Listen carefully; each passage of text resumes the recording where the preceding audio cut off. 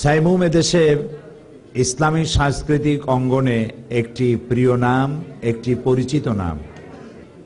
সমগ্র দেশ জুড়ে এর একটা পরিচিতি, একটি সুনাম রয়েছে। এবং এমন এক সময় এটার জন্ম হয়েছিল যখন এটার জন্ম হওয়া খুবই জরুরি ছিল। সেখান থেকে নিয়ে হাঁটি হাঁটি পা পা করে এ পর্যন্ত সাইমুমের কত বছর কাটলো? 31 বছর পার হয়ে গিয়েছে এবং সারা দেশে এর সুনাম সুখ্যাতি ছড়িয়ে পড়েছে। আমরা বলি আলহামদুলিল্লাহ। সাইমুম হচ্ছে এক ঝোড়ো হাওয়া। মরুভূমিতে যে ঝোড়ো হাওয়া প্রবাহিত হয় এটাকে সাইমুম বলা হয়।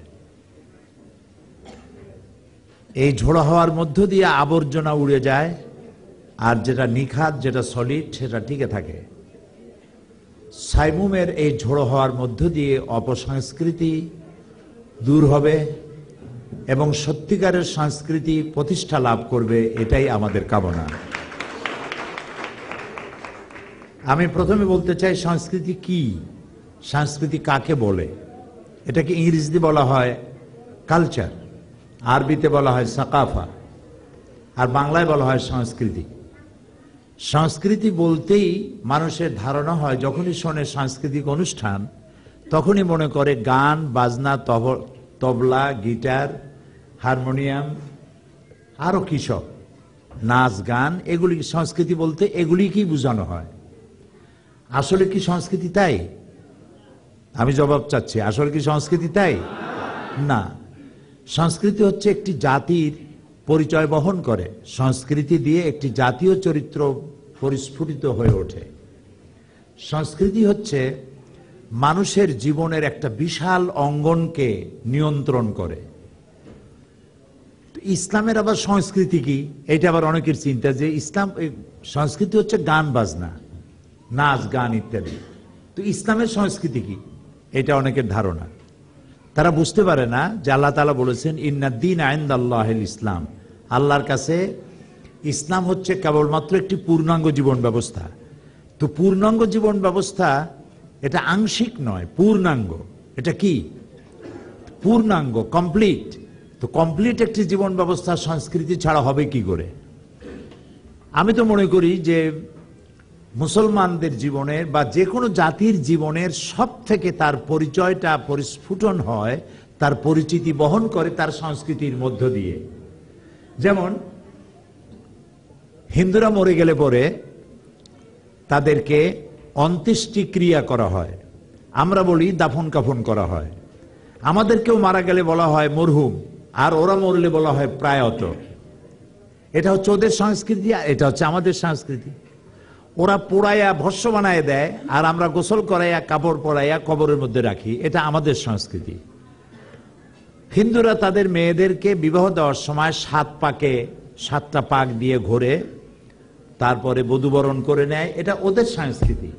আর আমাদের সংস্কৃতি হচ্ছে বরকনে 2 আলাদা জায়গায় থাকে এবং আকদ করানো হয়, তারপরে শরীয়ত অনুযায়ী দেখা সাক্ষাৎ করানো হয়। এটি হচ্ছে আমাদের সংস্কৃতি। মঙ্গল প্রদীপ জ্বালানো, উল্কি আঁকা, রাখি বন্ধন করা, এটা ওদের সংস্কৃতি। আর আমার সংস্কৃতি হচ্ছে যে কোনো জিনিসকে শুরু করা আল্লাহর নাম দিয়ে। ওদের সংস্কৃতি হচ্ছে কেউ মারা গেলে পরে নীরব ভূমিকা পালন করা, 1 মিনিট দাঁড়িয়ে নীরবতা পালন করুন, এটা হলো বোবা সংস্কৃতি। আর আমার সংস্কৃতি হচ্ছে কেউ মারা গেলে পরে সূরা ফাতিহা পড়ি, ইখলাস পড়ি এবং তার জন্য দোয়া করি, এটা আমার সংস্কৃতি।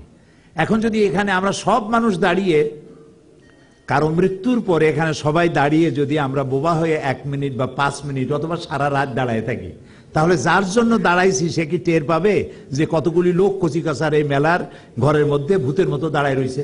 এরা কেউ টের পাবে? এটা ওদের সংস্কৃতি, এটা আমাদের সংস্কৃতি নয়। আমি আমেরিকা সফরের সময় দেখলাম কিছু যুবক ছেলে মেয়ে এমন প্যান্ট পরেছে যা দিয়ে তাদের হাঁটু দেখা যায়, উরু দেখা যায় ছেঁড়া। তা আমি বললাম যে আমেরিকা তো অনেক বড় ধনী দেশ, এরকম ছেঁড়া প্যান্ট পরে কেন? এদের কি পয়সা করি নাই? কই যে না হুজুর, এইটার দাম তো সব থেকে বেশি ছেঁড়া, ওরা এর মাধ্যমে নিজের শরীরের রংকে মানুষকে দেখাতে চায়, সেরা জিনিস পড়াটা এটা এদের সংস্কৃতি। তো ওরা ওদের বডির গোপন অঙ্গকে মানুষকে দেখানো ওদের সংস্কৃতি, আর আমার সংস্কৃতি হচ্ছে কাপড় চোপড় দিয়ে শরীরকে আবৃত করা, এটা আমার সংস্কৃতি।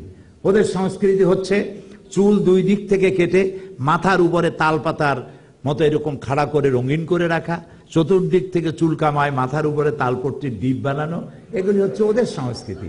আর আমার সংস্কৃতি হচ্ছে ভিন্ন, যেভাবে রসুল করেছেন। ওদের সংস্কৃতি দাড়ি কামায়া মোস্টারে এত বড় করে রাখে, 5 ব্যাটারির টর্চ লাইট দিয়ে অনেক সময় ধরে রাখলেও বোঝা যাবে না যে লোকটা হাসে না কান্দে। এটা ওদের সংস্কৃতি, এটা আমাদের সংস্কৃতি নয়। সুতরাং সংস্কৃতি কি এই জিনিসটা আমাদেরকে বুঝতে হবে। নবী করিম সাল্লাল্লাহু আলাইহি ওয়াসাল্লাম তিনি এক বিবাহের সময়, এক জায়গায় বিবাহ হচ্ছে, সেখানে লোক পাঠানো হয়েছে। তিনি জিজ্ঞেস করলেন, ওই এলাকার যে বরযাত্রী যে পাঠাইছো, ওরা তো গান পছন্দ করে, কোন গায়ক পাঠাইছো কি? এটা হাদিসে আছে, গায়ক পাঠাইছো, ওরা তো গান পছন্দ করে। এটা আমাদের সংস্কৃতি যে গানের মধ্যে, রসুল তো সেই গান পছন্দ করতেন যেখানে অশ্লীলতা নাই, অশ্লীলতা বিবর্জিত গান, যে গান মানুষের প্রাণ তাজা করে। মতিউর রহমান মল্লিকের জন্য তো দোয়াই আসে, তার একটা গান ব্যাখ্যা করলে 3 ঘন্টা বক্তৃতা করা যায় এক একটা গানের উপরে, কোরআনের উপরে, হাদিসের উপরে, ইসলামের উপরে। মরা মানুষ জিন্দা করার মতো গান তার হাত দিয়ে আল্লাহ রচনা করাইছেন। এই জন্য আমি ওরে বেশি ভালোবাসি, অত্যন্ত স্নেহ করি আর দোয়া করি, আল্লাহ ওর হায়াত তুমি আরো দারাজ করে দাও।